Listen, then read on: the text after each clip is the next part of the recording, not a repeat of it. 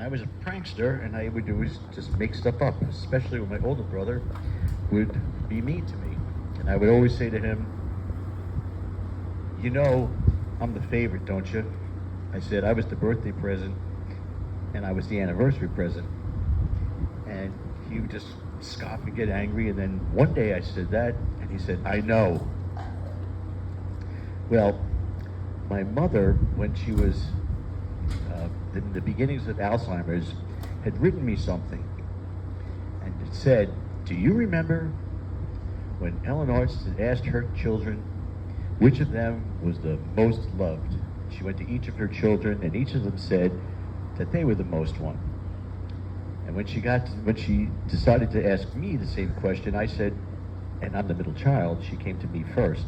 She said, "Do you think you were the most loved?" And I said, "Of course, because I was the most trouble."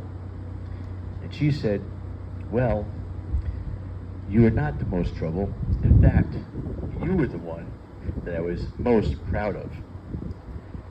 And I could never tell that to my brother now, but in looking back at all of the things that had occurred and all the jokes that I would play, it seemed that I would really want to tell my brother that at some point, because he was the one who would be the bane of my existence very much, and always had this jealousy for me that I could never quite understand.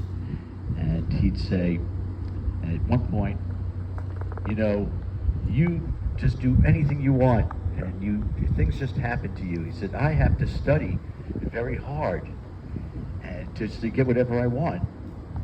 And I said, "Well," I said, "I'm glad you could do that." I said, "But did you realize that for me, I envied you because you could sit still long enough to do all these things and work hard?" And it didn't matter to him. For him, the meaning was that he just felt that no matter what I did was always the thing that shined through.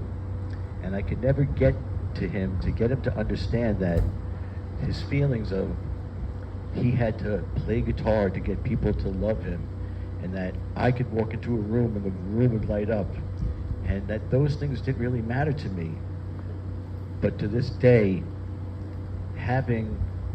I still have the notes. I copied it, I took a picture of it, and I still carry it around with me. But as much as I would like to show that to my brother, almost to get even with him, so to speak, I just feel that it's a private thing, and it's just something that I really need to just keep to myself, and it's not something that he really needs to know about.